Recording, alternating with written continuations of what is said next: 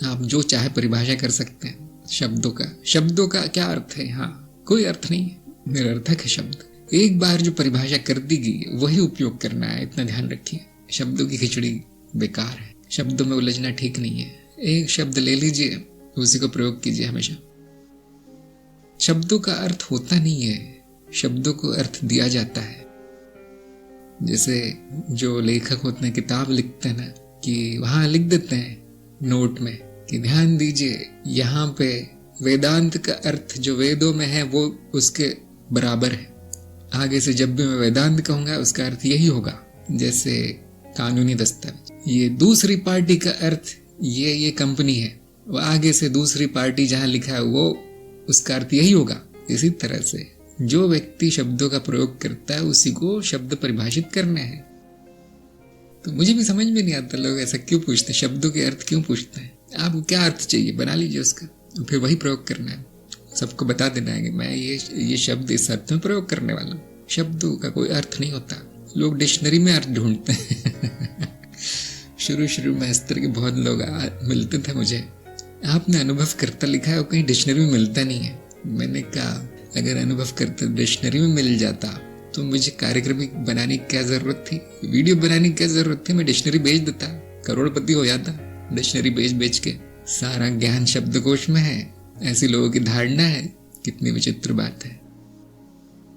हाँ, मुझे इसका अंग्रेजी बता दीजिए फिर मुझे ज्ञान हो जाएगा। नहीं होगा बेटा, मैं अंग्रेजी भी बता दूंगा, मैं फारसी भी बता दूंगा, चीनी जापानी भी बता दूंगा, अज्ञानी ही रहेगा। इस तरह से मैं एक शब्द की कितने भी पारिवाची बता दूं, अज्ञान ही रहेगा। ज्ञान शाब्दिक नहीं होता, ज्ञान अनुभव से होता है। उस अनुभव को कोई भी नाम दिया जा सकता है। अपनी डिक्शनरी स्वयं लिखिए, दूसरों की मत पढ़िए। ज्ञानी अपना शब्दकोश स्वयं बनाता है। हर दार्शनिक अपना शब्द स्वयं चुनता है, उसका अर्थ स्वयं रखता है। नहीं तो दर्शन शास्त्र नहीं होता। इसलिए सभी दर्शनों में अलग अलग शब्द मिलते। देखिए, शिव को ही अनुभव करता कहा गया। अब आप उनको कितना भी बोल दीजिए, नहीं ये दृष्टा है, नहीं शिव है, मैं शिव हूं, वो नहीं मानेगा, क्योंकि उसने ठान लिया है कि मैं यही शब्द प्रयोग करूंगा और कुछ नहीं। कभी कभी रुचि को देखते हुए, जिज्ञासा को देखते हुए दूसरे दर्शनों को शब्द बता दिए जाते हैं। माया बोल के थक गया, अब चलो देवी बोल दो, बहुत अच्छा लगता है बोलने में, तंत्र मार्ग है, देवी बोल लो, तंत्र मार्ग का प्रश्न है। लोग क्या सोचते हैं, नहीं इन्होंने कुछ दर्शन बदल दिया। नहीं, कुछ नहीं बदला, केवल चर्चा हो रही है। बहुत से शब्दों को परिभाषित बहुत अच्छे से किया गया है बोधिवार्ता में। नाद की परिभाषा आपको सटीक मिलेगी। नाद रचना नया शब्द है, नया आ गया। चित्त की परतें पूरी तरह से नई परिकल्पना। वहां पर मैंने एक दो के चक्र उपयोग कर लिया। अब आप जानते हैं क्या, पहाड़ टूट गिरा वहां तो, अरे इन्होंने चक्र बोल दिया, ज्ञान मार्ग में चक्र आ गया।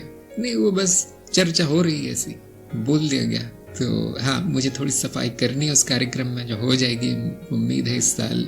मैंने भी सीखा है, जैसे कि मैंने कहा ना, ज्ञान प्रसार में जो लगे हैं उनकी परीक्षा होती रहती है। उनको सीखते रहना पड़ता है। ज्ञान लेना बहुत आसान है, देना कठिन है। शब्द ही हमारा माध्यम है, इसलिए शब्द अपवित्र होंगे, शब्द अशुद्ध होंगे तो ज्ञान भी नहीं होगा।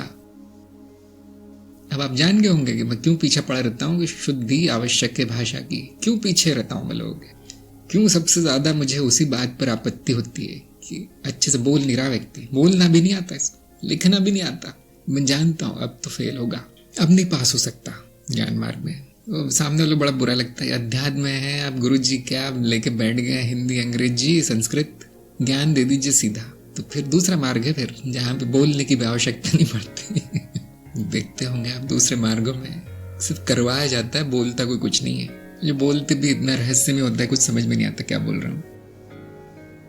कौन से शब्द जो गुरु ने बताया वो शब्द आपके काम के हैं। सारी संस्कृत नहीं पढ़ लेनी है। इस चिड़िया कौवे को क्या बोलते हैं संस्कृत में, हमें क्या करना है क्या?